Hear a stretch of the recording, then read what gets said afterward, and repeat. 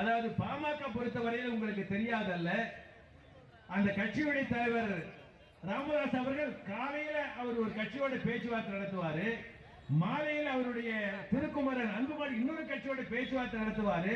காலையில ஒரு கட்சி, மதியம் ஒரு கட்சி, மாலையில ஒரு கட்சி, அடுத்த ஒரு கட்சி ஒப்பந்தம் போடுறாங்கன்னா இப்படிப்பட்ட சந்தர்ப்பாத பாமகவை முறியடிக்க வேண்டும் என்று மார்க்சிஸ்ட் கம்யூனிஸ்ட் கட்சி சார்பாக உங்களை கேட்டுக்கொள்ள கடமைப்பட்டிருக்கிறேன்.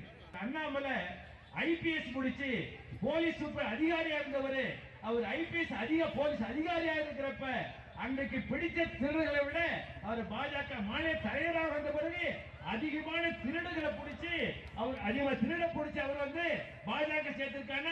அப்படிப்பட்ட பாஜக கூட்டணியில் தான் பாமக இருக்கிறாங்க.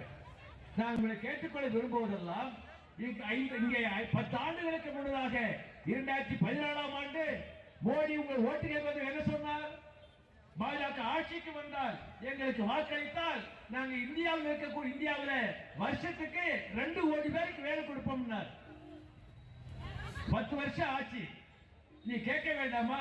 வருஷத்துக்கு 2 கோடி பேருக்கு வேலை கொடுப்பதால் வாக்குறுதி கொடுத்த மோடி அவர்களே 10 ஆண்டுகள் ஆட்சி முடித்திருக்கிறது. 10 ஆண்டுகளுக்கு ஆண்டுக்கு 2 கோடி பேருன்னா 20 கோடி பேருக்கு வேலை கொடுத்துட்டீங்களா? 20 கோடி பேருக்கு வேலை கிடைத்ததா?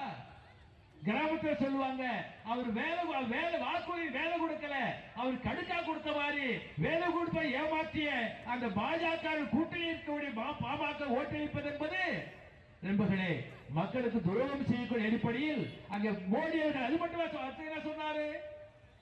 பாஜக ஆட்சிக்கு வந்தால் இந்தியா விவசாயிகளுடைய வருமானத்தை இரட்டிப்பாக உயர்த்தவனார். ரெட்டிப்பாங்க. அப்ப 5 ஏக்கர் வச்சிருக்காரா, அவர் 10 ஏக்கர் வாங்கலாம். 5 ஏக்கர் சம்பாதிக்க 10 ஏக்கர் சம்பாதிக்கலாம்.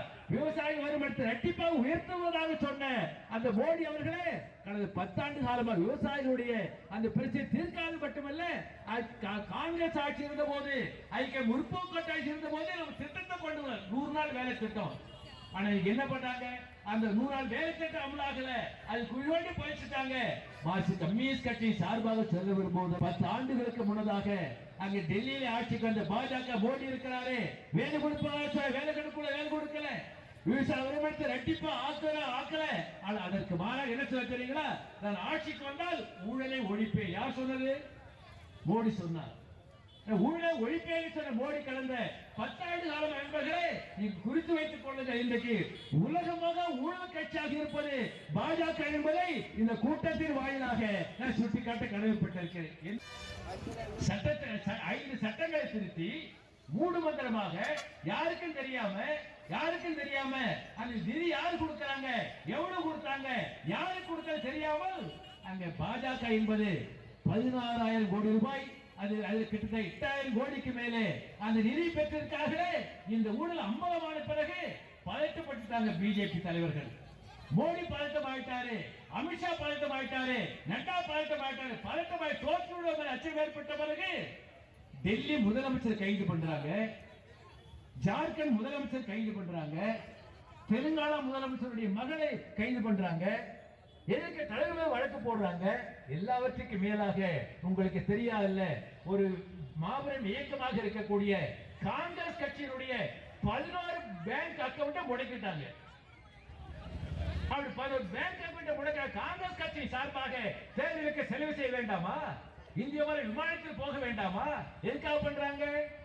அது செய்த ஒரு அம்பலமாகி விட்டது. ஜனங்க புரிஞ்சுக்கிட்டாங்க, பிஜேபி தோற்கடிச்சு எதிர்கட்சியை முடக்கவிட காரணத்தினால் அந்த கேஜ்ரிவால் கைது பண்ணி ஜெயில வச்சிருக்கிறாங்க, ஜார்க்கண்ட் முதலமைச்சர் வச்சிருக்கிறாங்க, எதிர்கட்சி தலைவரை கைது செய்திருக்கிறாங்க. காங்கிரஸ் கட்சியுடைய 11 வங்கி கணக்குகளை முடக்கி வைத்திருக்கிறார்களே.